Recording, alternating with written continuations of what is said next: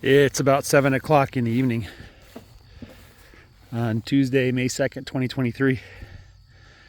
And we've moved them into the third cell of this fourth section. They decided they wanted to eat some tree leaves. You're more than welcome to. That's the tree that I cut down that damaged my chainsaw.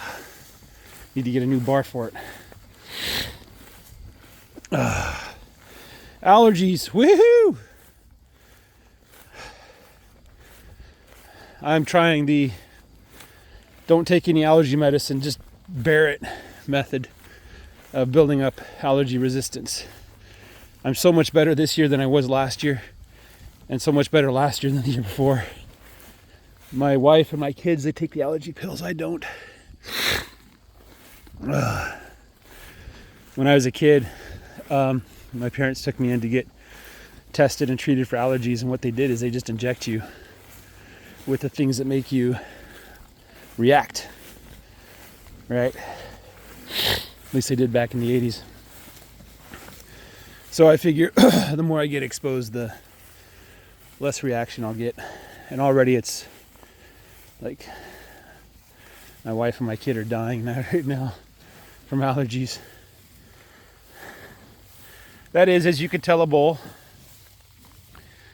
It's pretty easy to tell the bulls from the calves, or the bulls from the cows.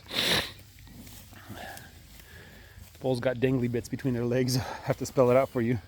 I had the idea of asking, so you know how they say any questions, and people are afraid to ask questions because they think it's a stupid question. So my idea is to ask viewers who might not know everything about cows or know only a little bit about cows to ask me the stupidest question you can think of. Something like, do cows have horns? And I'll try to answer and explain what I know about cows versus what I thought I knew. There's some rather interesting things to know about cows, and we don't do a very good job in this country of teaching about cows to our youths. So the extent of education in America is a cow goes moo, which is mostly true. Cows make other sounds besides moo. After a calf is born, the cows make this rumbling sound. It's like, right? And they do that for a couple days after. They're just going to town on that tree. I'm going to go see what they're doing. I think they're just trying to scratch itches. Another question that is a stupid question, but the answer is important to know, is, do cows eat grass? The answer is yes, they do eat grass. They also eat a lot of other things. They eat things that are not grass. They will eat leaves off of trees. They'll eat weeds. They like to eat seeds. They can eat corn. They can eat a number of things. I understand they can even eat baby chicks. So somebody said the cows, when they see a baby chick, their instinct is to swallow them. Hopefully the contrast is enough you can see the cow through the shadow. Well, I don't know what Blackie's doing there, but it looks like she's itching her horns. Does that feel good? Probably. So the thing that surprised me is when I got my cows, I let them on the land, the first thing they did is they ran to the nearest tree and started eating the leaves. And that flabbergasted me. Because based on what I'd read about cows, is when they're open, they'll eat almost anything. But when they have a baby, they'll only eat grass. But that wasn't true. So that's another stupid question. Do cows eat different things when they're open versus having a calf inside? So, will cows milk each other? The answer is yes. I have seen adult cows milking on other adult cows. It's a strange thing. I don't know why they do it. I assume it tastes pretty good. I like a good cup of milk like anybody else, especially the A2 milk. We get that at Brahms. Good stuff. You know? So cows will milk each other. Not just their babies, but it can be a problem in a herd when another cow's calf is nursing on a cow, or when the older calf is still nursing and the younger calf is trying to nurse. When a calf is born, the mother produces something called colostrum. It's a special kind of milk that's very important for the calf's success. So it's important that the calf get that colostrum. The Angus breed, other breeds do differently, I understand, but the Angus breed will go off by themselves to give birth. They'll try to find a place to hide in the brush. They'll give birth, and for several days they'll stay apart from the herd. I assume that's a couple instincts that might have an advantage for their survival. Probably the most obvious one is by staying away from the herd, it lessens the chance of the herd hurting the calf. It may be a better protector against natural predators. Calves are really good at hiding. That's how deer do it.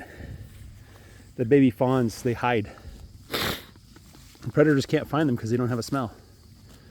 So predators can't find them. The mama deer will basically abandon her fawn for a while if there's a predator nearby. So, and the fawn will lie perfectly motionless in the grass or whatever. So, protection from predators, protection from the herd. I think also it helps to protect the colostrum from other calves so that the calf can get the colostrum that it needs. Other breeds of cows don't go off on their own to give birth. Like the Thule breed, I'm told, will come home to give birth. So that cow has a different instinct. What's another stupid question about cows? Do cows have 4 legs? Yes, they do. Barring some mutation. Let me get the little flies off of there. The hoof of a cow is interesting. They have what's called a cloven hoof. What that means is the hoof is split. It splits into 2 like this. So when they walk and push on the ground, their hoof splits out like that. It's like walking with 2 toes. Or rather, like 2 fingers, right? So it's just 2 fingers that split out. The hooves of horses, they have a single hoof because they're walking on a single finger, just like they're stepping on the ground with a single finger. So the legs of a cow, Greg Judy likes to say that the cow has 5 mouths. The 4 legs are pushing the grass into the soil and spreading the soil, kind of disturbing the top layer of the soil, which helps to encourage the organisms in the soil to consume that grass. Because if you look at a piece of grass here, all of this stuff up here, this is protein, this is nitrogen that is in the air. And it's not accessible at the lower level down here, right? So all the fungus and microbes and stuff and the bacteria down here can't access that protein until you take that and basically put it on the ground and step it into the ground. And then the ground can absorb it and make that nitrogen available for other plants to grow. Which is important because when the summer growing season starts, I have to basically trample the entire field. And so those 4 legs on the cow are going to be very, very useful. Another important thing to note is that large cows can damage the soil.